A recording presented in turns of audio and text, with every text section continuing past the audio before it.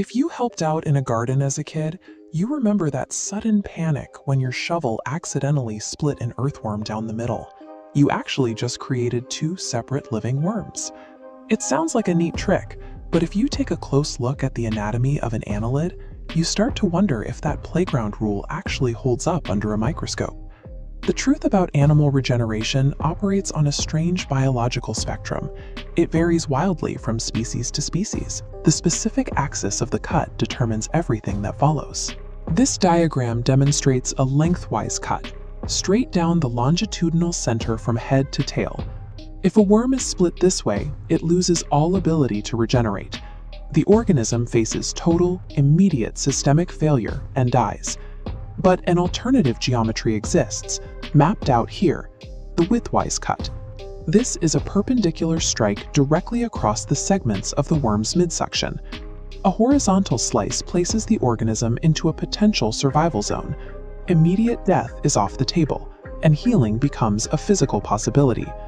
While the correct angle of the cut avoids an instant end, whether the worm actually pulls through relies entirely on the second rule, its specific genetic identity. To understand the genetics, we can look at the work of Emma Sherlock, the senior curator of free-living worms at London's Natural History Museum. She points out that while the majority of free-living worms possess some innate capacity to heal, that power is distributed extremely unevenly across different species.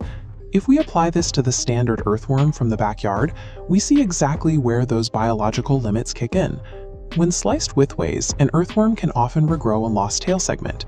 It absolutely cannot, however, regenerate a severed head.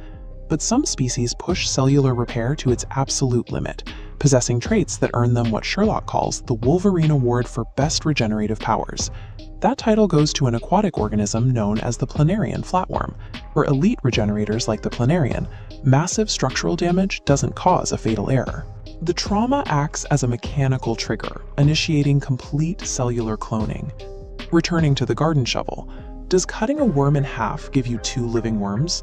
For the average earthworm, the answer is a hard no. But if you perform that same cut on a planarian flatworm, the playground lore actually falls short of the reality. For the flatworm, being divided quite literally equates to biological multiplication.